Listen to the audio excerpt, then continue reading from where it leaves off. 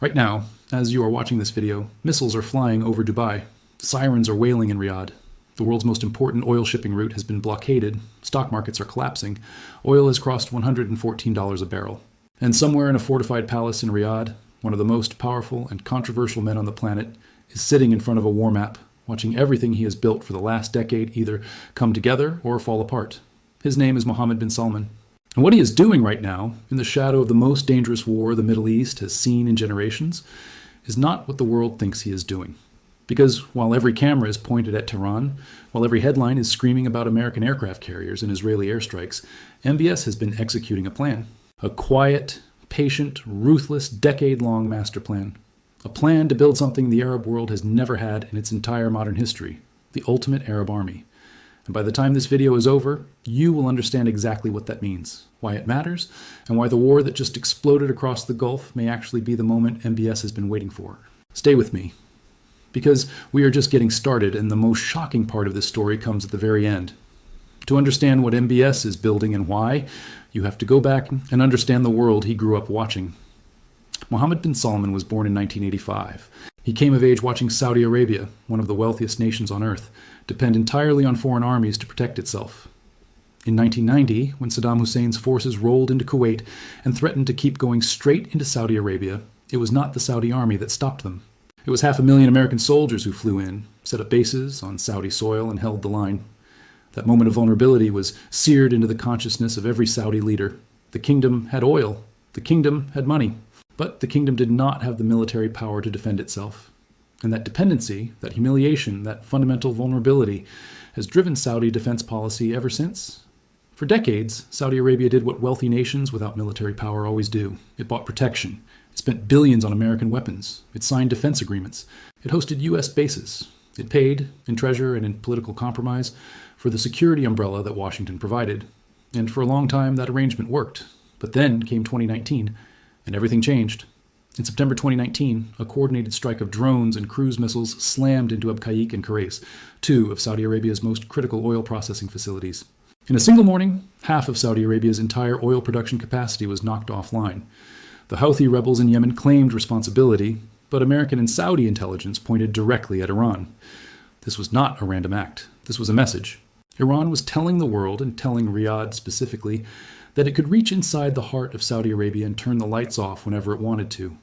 And the most terrifying part of what happened next, the part that kept MBS awake at night, was not the attack itself. It was the American response. There was no American response. Washington condemned the strike. Washington called it an act of war. And Washington did absolutely nothing.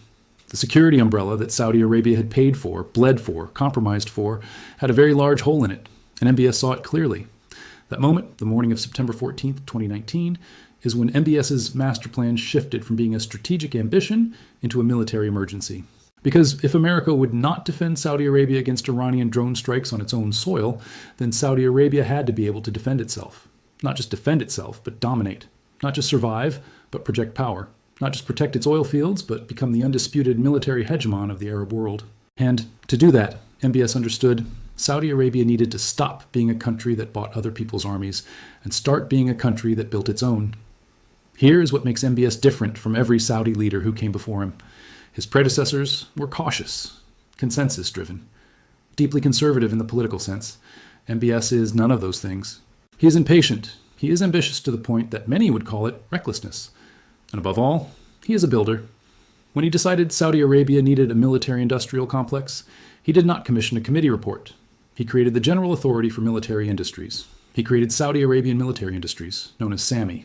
He set a specific, public, audacious target to localize 50% of Saudi Arabia's defense spending by the year 2030. In 2019, that number was at 2%. He was essentially saying, I am going to build a domestic arms industry from scratch in 10 years in a country that has never had one. The world laughed. And MBS kept building. The Land Systems Industrial Complex in Al-Kharj is 1 square kilometer of factories dedicated to assembling and maintaining armored vehicles and artillery systems. It was scheduled to become fully operational in early 2026. Saudi Arabia is now producing its own armored vehicles, the Al-Shibal and the Al-Mazmak.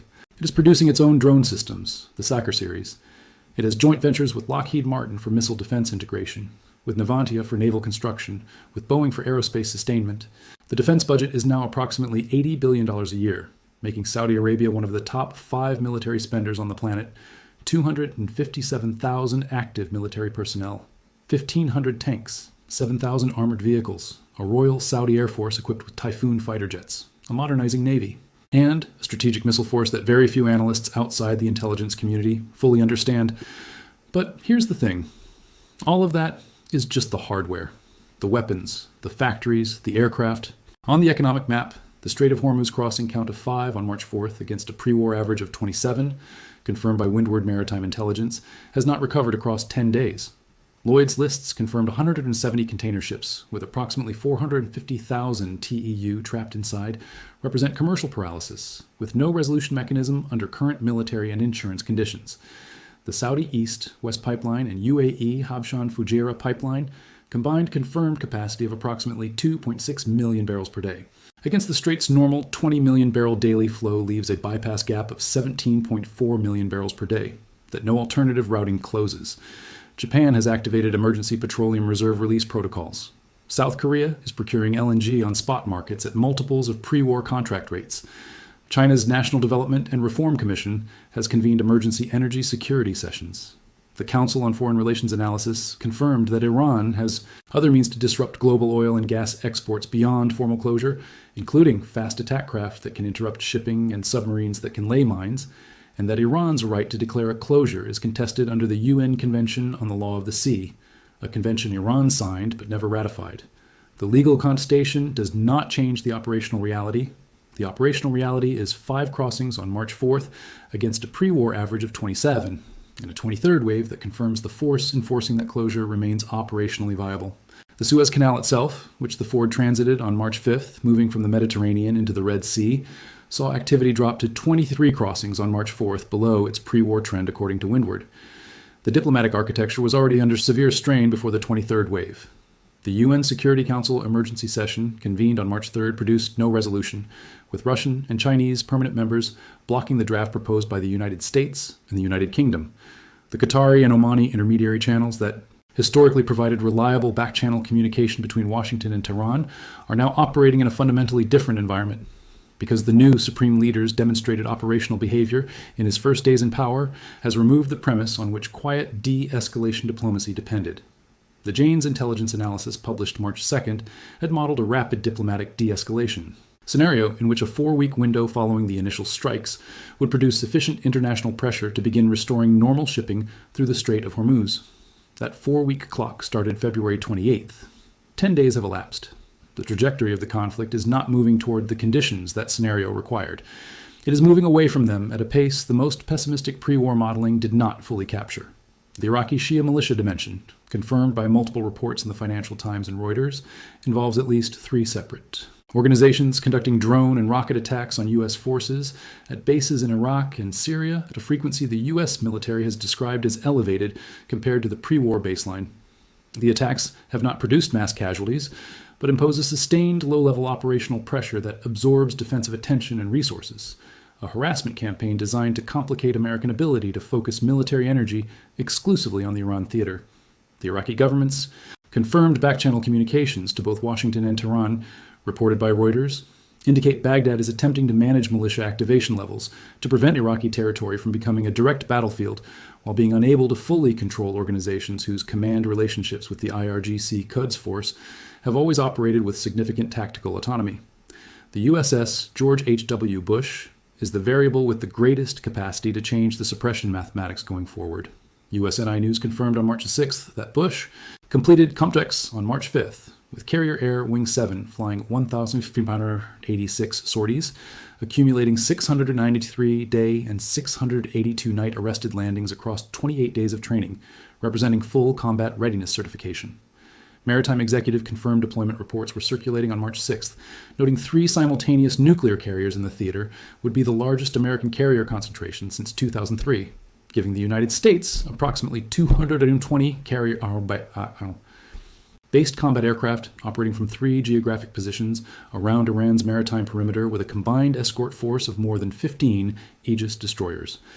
3 carrier air wings flying coordinated simultaneous multi-axis strike packages from 3 separate geographic positions, apply the same simultaneous multi-axis pressure concept against Iranian mobile launch infrastructure that the 23rd wave applied against Israeli missile defenses. Both sides have independently converged on the same doctrinal conclusion about how to stress a defense beyond its optimal performance envelope. Both sides are now preparing to apply that conclusion against each other simultaneously. That convergence is the single most important structural fact about what the next 10 days will look like compared to the first 10. Watch 3 confirmed publicly trackable indicators in the next 72 hours that will tell you whether the 23rd wave represents the operational peak of Iranian missile capability or the opening of a new phase in which wave doctrine continues to evolve while the strategic geography of the conflict expands. Watch the IDF's confirmed response target set following the 23rd wave's Nevatim attempt. A response targeting Iranian missile command and control infrastructure responsible for the wave planning and approach geometry modifications that distinguish the 23rd wave signals a conflict that has entered the phase where each side directly targets the other's capacity to plan and execute the next. Escalation. That is categorically different from the attritional exchange of the first 10 days and carries escalation implications significantly more dangerous than anything the first 22 waves produced for either side.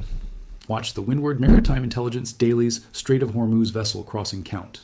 5 crossings on March 4th against a pre-war average of 27, sustained through a supreme leader transition, a ballistic missile strike on Tel Aviv, and 23 waves without recovering toward commercial viability And watch the Ford. The USS Gerald R. Ford in the Red Sea is the western jaw of CENTCOM's confirmed strategic squeeze. The USS Abraham Lincoln in the Arabian Sea is the eastern jaw. The Strait of Hormuz sits between them, 21 miles wide at its narrowest point, with 5 vessel crossings against a pre-war average of 27, with insurance withdrawn, with 170 container ships trapped inside. With the 23rd wave is different because it is operational proof that 10 days of the most intensive sustained air campaign in the Middle East since 2003 have not suppressed the Iranian missile force to irrelevance. It is different because its targeting choices and approach geometry modifications demonstrate operational learning across 22 preceding waves that no pre-war assessment fully anticipated. And it is different because it arrived after a supreme leader transition that replaced 4 decades of proxy-first, plausible deniability doctrine with a direct strike, consequences accepted posture whose full second and third order implications. The new map of this conflict is only beginning to show. The new supreme leader who ordered the first ballistic missile strike on Tel Aviv within 6 hours of his confirmation has now watched his missile force execute the 23rd wave. Every analytical framework that predicted post-succession Iranian behavior assumed the successor would inherit the doctrine along with the title. The 23rd wave is evidence that the doctrine did not transfer intact. What transferred was the force and the operational planning capacity. The doctrine being applied to that force is new in the new map. This conflict has not finished drawing itself. The Ford is in the Red Sea. The Lincoln is in the Arabian Sea. The strait is between them with 5 vessel crossings against a pre-war average of 27. And somewhere in western Iran tonight, on mobile launchers, dispersed across terrain that 23 waves of strikes have not found completely, the planning for the 24th wave is already underway. Waves 5 through 12 across days 3 through 6 shifted the operational emphasis from saturation to what ballistic missile doctrine calls penetration testing. Army Recognition Group identified this shift in its March 3rd analysis of Iran's layered strike doctrine. And USNI News technical reporting confirmed the pattern in its coverage of the engagement data. Penetration testing MEAS firing individual missiles, or small groups of 2 to 4 missiles against defended targets at carefully varied trajectories. Approach angles and terminal phase maneuver profiles, then observing which missiles are intercepted at what point in the intercept sequence, by which interceptor tier, and which missiles are not. It is an intelligence collection operation conducted with live weapons against live defenses at combat scale. It is extraordinarily expensive in munitions expenditure, consuming ballistic missiles Iran cannot replace quickly given that its production facilities are themselves under active attack. But the data it generates about the performance envelope and discrimination limitations of Arrow 3, Arrow 2, David's Sling, and THAAD operating together is data that no simulation can produce with equivalent fidelity. Waves 5 through 12 were Iran's strategic investment in understanding precisely where the seams in the multi-layered Israeli-American missile defense architecture are located, and what approach geometries are most likely to exploit them at mass-coordinated launch scale. The pattern was systematic. Each successive small group of missiles fired at a defended position provided data that refined the next group's approach, geometry, approach altitude, and terminal phase maneuver sequence. By the end of Wave 12, the Iranian missile planning staff had generated more empirical data about the live performance of the Israeli-American integrated air defense architecture under operational stress than any previous strike operation in the history of the conflict. That data was the foundation for everything that followed. Waves 13 through 17, across days 7 and 8, introduced the Fatah hypersonic ballistic missile and confirmed operational quantities for the first time. The CSIS Missile Defense Project database entry on the Fatah confirms the system's claimed range of 1,400 kilometers, its maneuvering re-entry vehicle design allowing evasive terminal phase maneuver, and its stated purpose of defeating missile defense systems through maneuver unpredictable to fire control systems optimized for conventional ballistic trajectories. The Fatah had appeared in earlier waves in small individual numbers as part of the penetration testing pattern, providing empirical data on how Arrow 3 performs against a maneuvering re-entry vehicle under real operational conditions. Waves 13 through 17 were the first in which Fatah missiles were committed in operationally significant quantities. The confirmed intercept data, reported through the IDF spokesperson's unit and cross-referenced with Times of Israel and Haaretz damage assessment reporting, indicates the Fatah's intercept rate across those waves was measurably lower than the rate achieved against Ghadr 1 and EMOD variants in earlier waves. The margin is not large enough to describe the Fatah as having comprehensively defeated Arrow 3 or Arrow 2, but it is large enough to be operationally significant in a conflict where the difference between a 90% intercept rate and an 85% intercept rate, applied across sufficient launch volume, determines how many warheads reach their target areas. And it is precisely large enough to explain the targeting and approach geometry choices that defined the 23rd wave. The specific systems confirmed in the 23rd wave launch package tell you precisely how the penetration testing data was applied to operational decisions. Iran's ballistic missile arsenal, as assessed by the IISS military balance and the CSIS Missile Defense Project, includes several systems relevant to the 23rd wave's simultaneous targeting of Tel Aviv and Nevatim. The Ghadr 1, with confirmed range of approximately 1,600 to 800 kilometers and improved accuracy over earlier Shahab variants, provides the basic long-range ballistic capability. The EMOD, a precision guided variant, with maneuvering re-entry vehicle capability confirmed by the CSIS Missile Defense Project as providing significantly improved terminal accuracy, provides precision strike capacity against hardened point targets.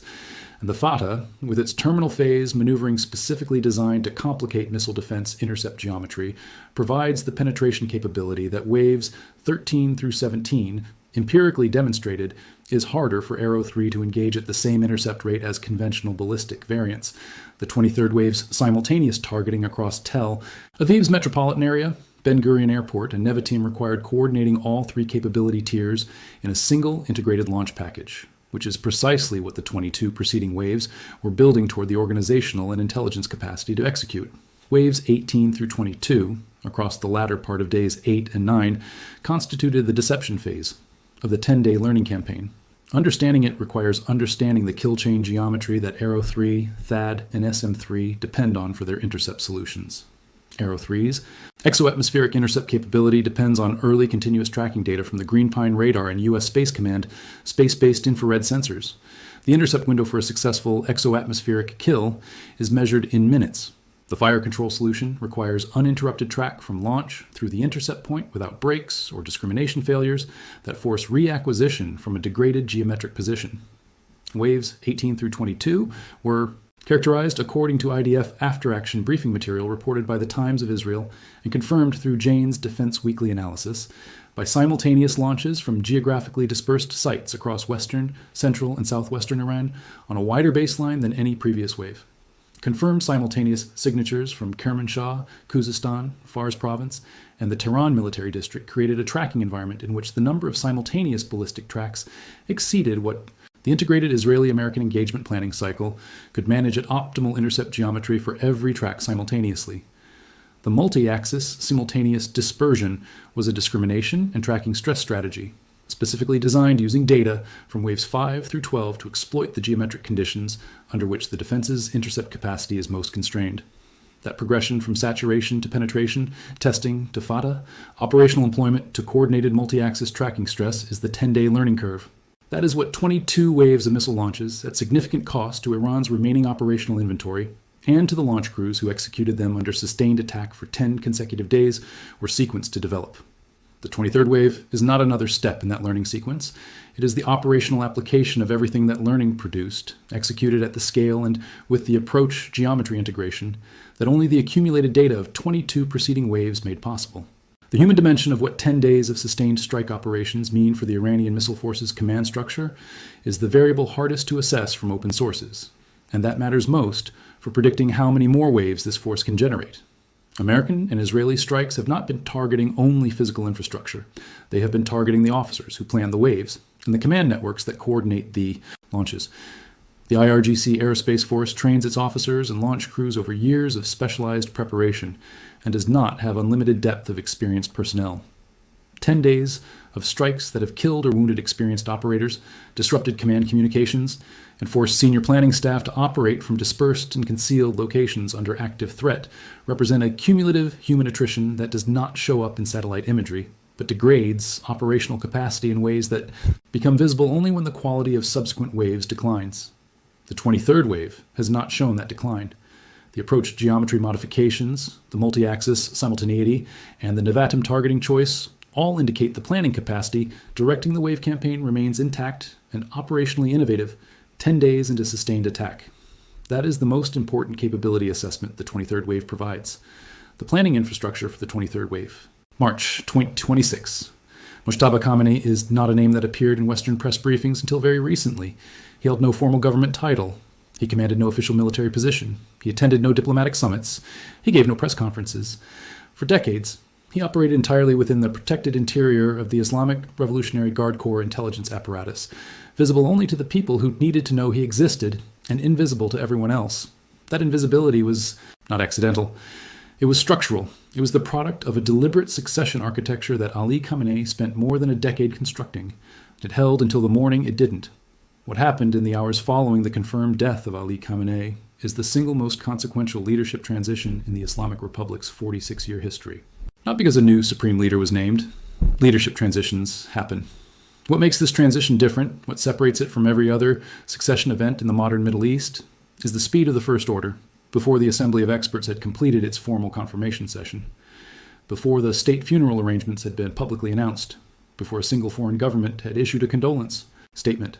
Mojtaba Khamenei issued a launch authorization for the Islamic Republic of Iran's ballistic missile force targeting Tel Aviv. That sequence, succession first, launch order second, diplomacy never, is the data point that every intelligence assessment of Iran's post-Khamenei behavior failed to model correctly.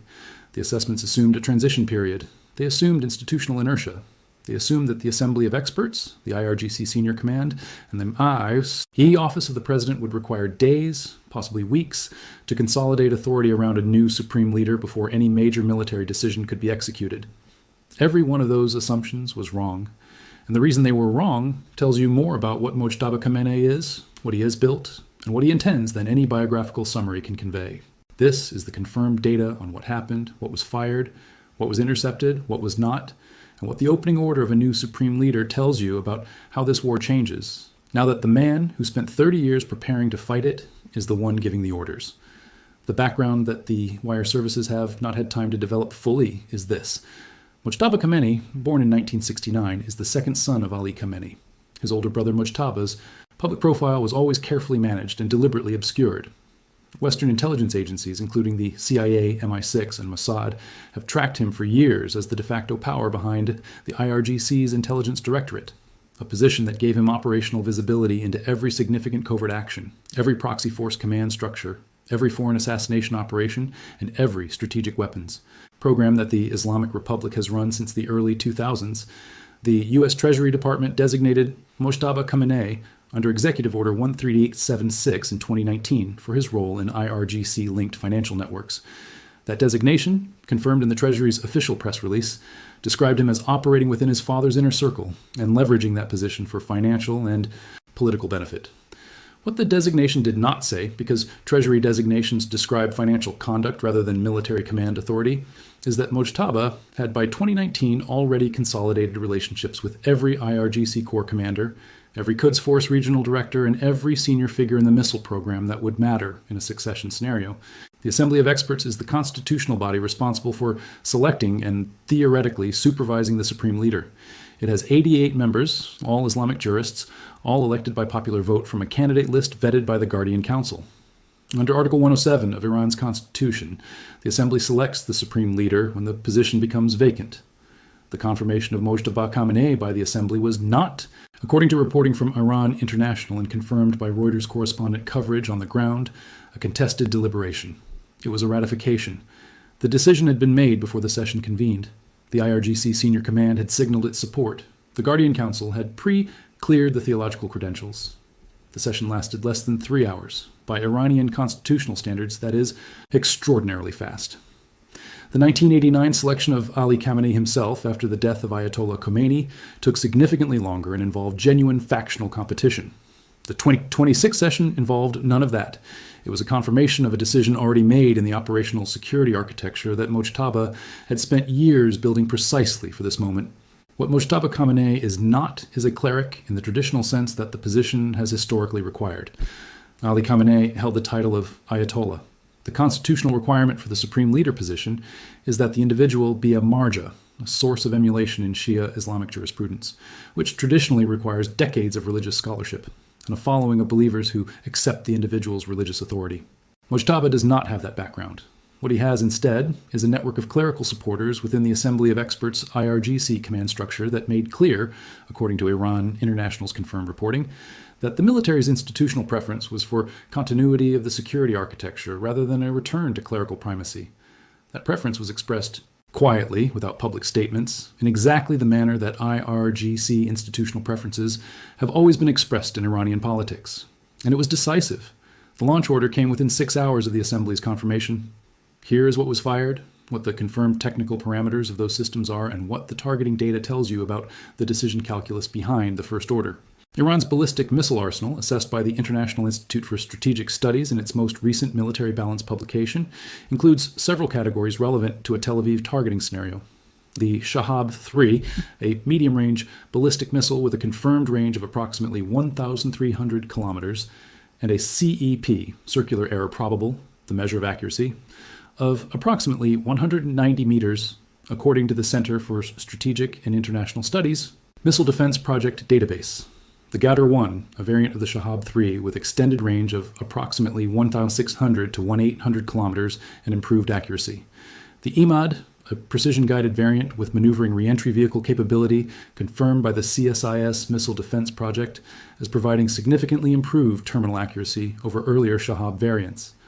And the Fatah, Iran's first confirmed hypersonic ballistic missile, publicly unveiled in June 2023 with a claimed range of 1,400 kilometers and, according to the CSIS Missile Defense Project's entry confirmed before the war, maneuvering capability in the terminal phase that is specifically designed to complicate ballistic missile defense intercept geometry. The distance from Iran's western launch sites in Khuzestan and Kermanshah provinces to Tel Aviv is approximately 1,600 kilometers. That ranges within the confirmed operational envelope of the Ghadr-1, the Imad, and the Fatah. It is at the outer edge of the Shahab-3's confirmed range. The launch was confirmed by U.S. Space Command's Missile Warning Satellite Network, which detected the infrared signatures of multiple simultaneous launches, according to the pattern of official statements that followed from U.S. Central Command and the Israeli Defense Forces. The Israeli missile defense architecture that engaged the incoming missiles is layered. Arrow 3, the upper-tier exo-atmospheric interceptor, developed jointly by Israel Aerospace Industries and Boeing, with a confirmed intercept altitude of above 100 kilometers and designed specifically for ballistic missile threats in the upper atmosphere. Arrow 2, the lower-tier interceptor operating within the atmosphere at altitudes below 50 kilometers.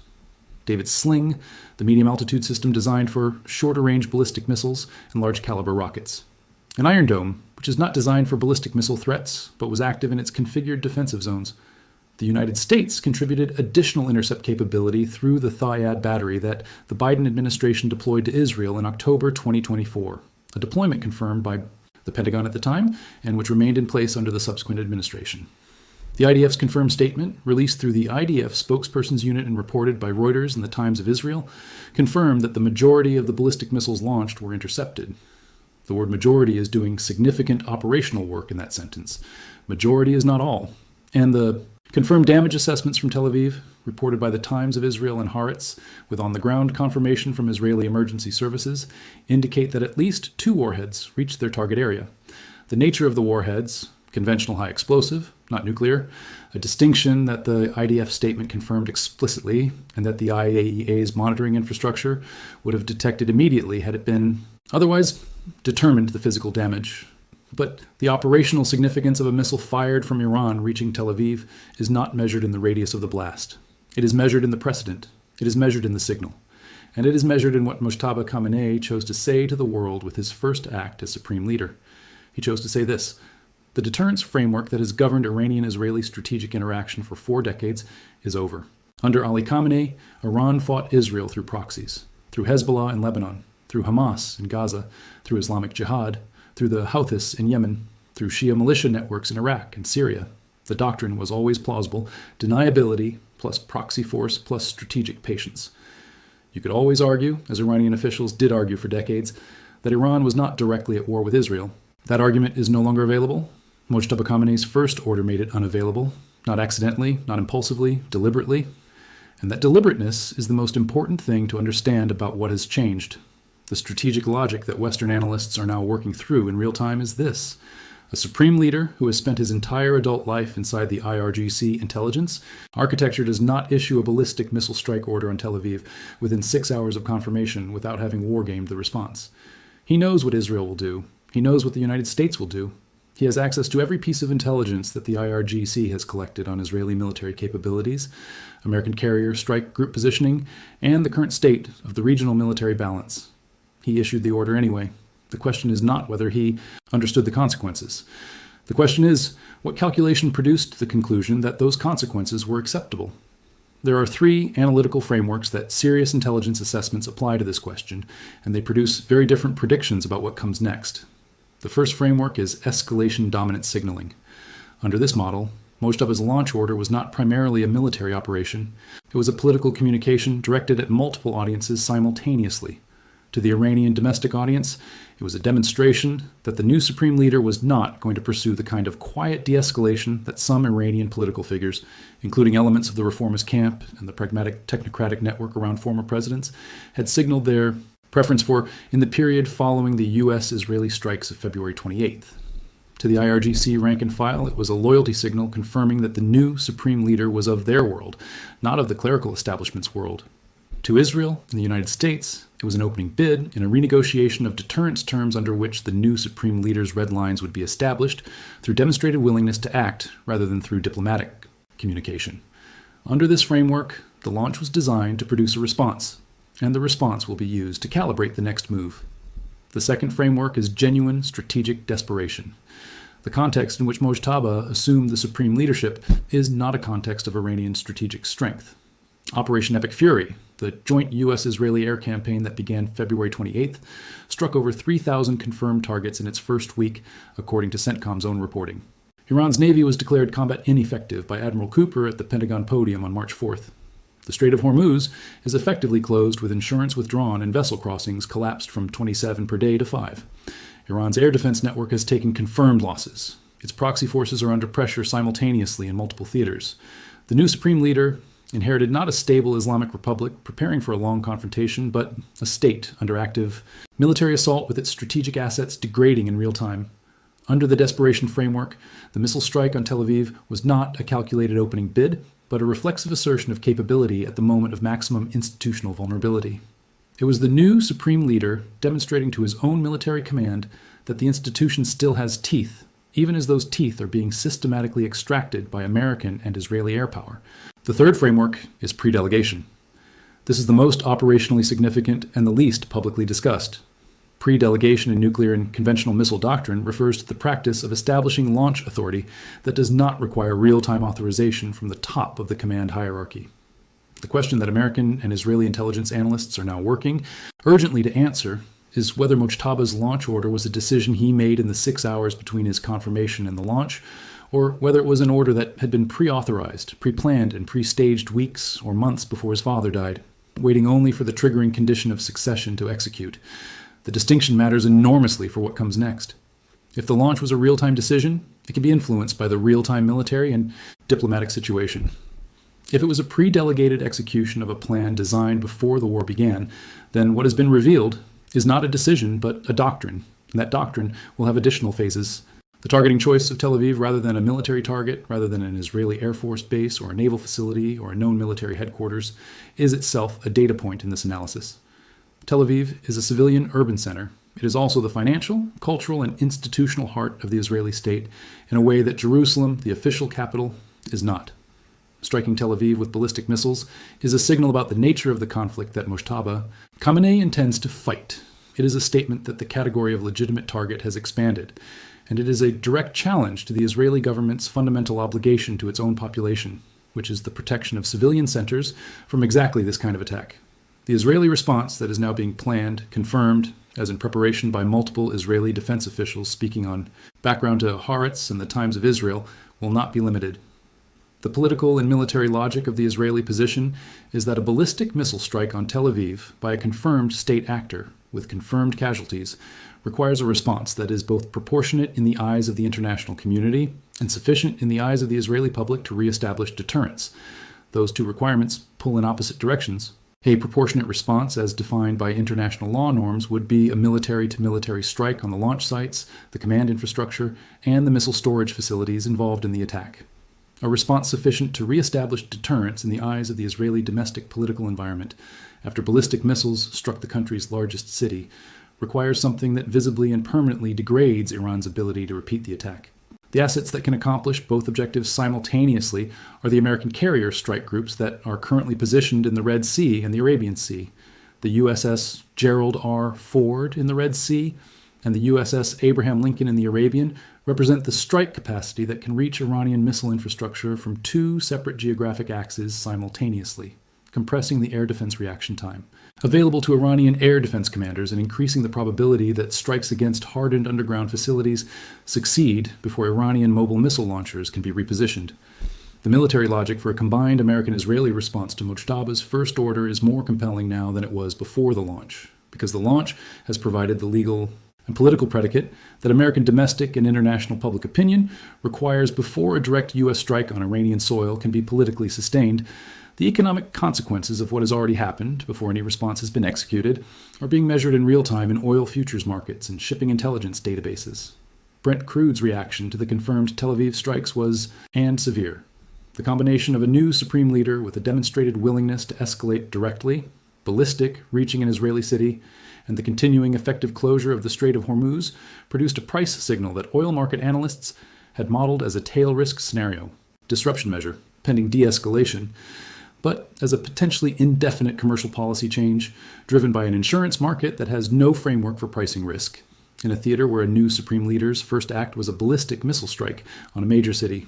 Qatar's LNG production, already disrupted by Iranian drone and missile strikes on its facilities, according to CFR's confirmed March 6th analysis, faces additional pressure from the political context of a new Iranian leadership that has demonstrated its willingness to expand the target set rather than constrain it.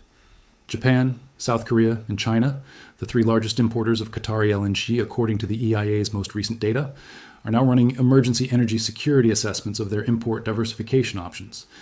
The speed at which those three governments can find alternative supply is measured in months, not days, and the price pressure that the supply gap creates will be felt globally before any diplomatic solution can be assembled. The diplomatic architecture that existed before Mojtaba's first order was already under strain. The UN Security Council had convened an emergency session on March 3rd following the Strait of Hormuz effective closure. That session produced no resolution because the Russian and Chinese permanent members vetoed the draft proposed by the United States and the United Kingdom. The diplomatic framework for a ceasefire or de-escalation that was being informally assembled through Qatari and Omani intermediary channels, Qatar's role as a channel between the United States and Iran confirmed by multiple reports in the Financial Times and Reuters, assumed that the new Iranian leadership would have an institutional incentive to use the transition period to create a negotiating space. That assumption is no longer operative. A supreme leader who fires ballistic missiles at Tel Aviv within 6 hours OF his confirmation is not creating negotiating space. He is foreclosing it. The Omani Channel, historically the most reliable back channel between the United States and Iran, confirmed by the State Department's own public acknowledgement of its existence in previous nuclear negotiation contexts, is now facing the same analytical problem that every intermediary faces when one party to a conflict makes a move that eliminates the premise on which the mediation was built. Oman's foreign minister confirmed a previously scheduled visit to Tehran that is now being assessed as either an emergency mediation mission or a face-saving formality, depending on which analysis of Mojtaba's intent proves correct. The nuclear dimension of what has changed under new supreme leadership requires careful analytical separation from the conventional missile exchange that has occurred. Iran's nuclear program, as assessed by the IAEA in its most recent Director General report submitted to the Board of Governors, had produced enough 60% enriched uranium to provide feedstock for multiple nuclear devices, if further enriched to weapons-grade level. The IAEA's monitoring infrastructure, its cameras, its seals, its inspector access, had degraded by Iran's progressive restriction of IAEA access since 2021. The confirmed status of that monitoring infrastructure as of the beginning of Operation Epic Fury on February 28th was partial and incomplete. What is not known with confidence is what happened to Iran's enriched uranium stockpile and its key nuclear scientists and engineers in the period between February 28th and the succession. The U.S.-Israeli strikes of February 28th almost certainly included targets related to nuclear infrastructure, though neither government has confirmed the specific target set publicly. Whether those strikes achieved the objective of setting back the nuclear program sufficiently to remove it as a near-term threat is the most important unconfirmed question in the current strategic situation. March 2026. Mojtaba Khamenei is not a name that appeared in Western press briefings until very recently. He held no formal government title. He commanded no official military position. He attended no diplomatic summits. He gave no press conferences. For decades, he operated entirely within the protected interior of the Islamic Revolutionary Guard Corps intelligence apparatus, visible only to the people who needed to know he existed and invisible to everyone else. That invisibility was not accidental. It was structural. It was the product of a deliberate succession architecture that Ali Khamenei spent more than a decade constructing. It held until the morning it didn't. What happened in the hours following the confirmed death of Ali Khamenei is the single most consequential leadership transition in the Islamic Republic's 46-year history. Not because a new supreme leader was named. Leadership transitions happen. What makes this transition different, what separates it from every other succession event in the modern Middle East, is the speed of the First Order, before the Assembly of Experts had completed its formal confirmation session, before the state funeral arrangements had been publicly announced, before a single foreign government had issued a condolence statement. Mojtaba Khamenei issued a launch authorization for the Islamic Republic of Iran's ballistic missile force targeting Tel Aviv. That sequence, succession first, launch order second, diplomacy never, is the data point that every intelligence assessment of Iran's post-Khamenei behavior failed to model correctly. The assessments assumed a transition period. They assumed institutional inertia. They assumed that the Assembly of Experts, the IRGC Senior Command, and the Office of the President would require days, possibly weeks, to consolidate authority around a new supreme leader before any major military decision could be executed. Every one of those assumptions was wrong. And the reason they were wrong tells you more about what Mojtaba Khamenei is, what he has built, and what he intends than any biographical summary can convey. This is the confirmed data on what happened, what was fired, what was intercepted, what was not, and what the opening order of a new supreme leader tells you about how this war changes, now that the man who spent 30 years preparing to fight it is the one giving the orders. The background that the wire services have not had time to develop fully is this. Mojtaba Khamenei, born in 1969, is the second son of Ali Khamenei. His older brother Mojtaba's public profile was always carefully managed and deliberately obscured. Western intelligence agencies, including the CIA, MI6, and Mossad, have tracked him for years as the de facto power behind the IRGC's Intelligence Directorate, a position that gave him operational visibility into every significant covert action, every proxy force command structure, every foreign assassination operation, and every strategic weapons program that the Islamic Republic has run since the early 2000s. The U.S. Treasury Department designated Mojtaba Khamenei under Executive Order 13876 in 2019 for his role in IRGC-linked financial networks. That designation, confirmed in the Treasury's official press release, described him as operating within his father's inner circle and leveraging that position for financial and political benefit. What the designation did not say, because Treasury designations describe financial conduct rather than military command authority, is that Mojtaba had by 2019 already consolidated relationships with every IRGC Corps commander, every Quds Force regional director, and every senior figure in the missile program that would matter in a succession scenario. The Assembly of Experts is the constitutional body responsible for selecting and theoretically supervising the supreme leader. It has 88 members, all Islamic jurists, all elected by popular vote from a candidate list vetted by the Guardian Council. Under Article 107 of Iran's constitution, the Assembly selects the supreme leader when the position becomes vacant. The The confirmation of Mojtaba Khamenei by the Assembly was not, according to reporting from Iran International and confirmed by Reuters correspondent coverage on the ground, a contested deliberation. It was a ratification. The decision had been made before the session convened. The IRGC senior command had signaled its support. The Guardian Council had pre-cleared the theological credentials. The session lasted less than 3 hours. By Iranian constitutional standards, that is, extraordinarily fast. The 1989 selection of Ali Khamenei himself after the death of Ayatollah Khomeini took significantly longer and involved genuine factional competition. The 2026 session involved none of that. It was a confirmation of a decision already made in the operational security architecture that Mojtaba had spent years building precisely for this moment. What Mojtaba Khamenei is not is a cleric in the traditional sense that the position has historically required. Ali Khamenei held the title of Ayatollah. The constitutional requirement for the supreme leader position is that the individual be a marja, a source of emulation in Shia Islamic jurisprudence, which traditionally requires decades of religious scholarship and a following of believers who accept the individual's religious authority. Mojtaba does not have that background. What he has instead is a network of clerical supporters within the Assembly of Experts IRGC command structure that made clear, according to Iran International's confirmed reporting, that the military's institutional preference was for continuity of the security architecture rather than a return to clerical primacy. That preference was expressed quietly, without public statements, in exactly the manner that IRGC institutional preferences have always been expressed in Iranian politics. And it was decisive. The launch order came within 6 hours of the Assembly's confirmation. Here is what was fired, what the confirmed technical parameters of those systems are, and what the targeting data tells you about the decision calculus behind the first order. Iran's ballistic missile arsenal, assessed by the International Institute for Strategic Studies in its most recent military balance publication, includes several categories relevant to a Tel Aviv targeting scenario. The Shahab-3, a medium-range ballistic missile with a confirmed range of approximately 1,300 kilometers, and a CEP, circular error probable, the measure of accuracy, of approximately 190 meters, according to the Center for Strategic and International Studies Missile Defense Project Database.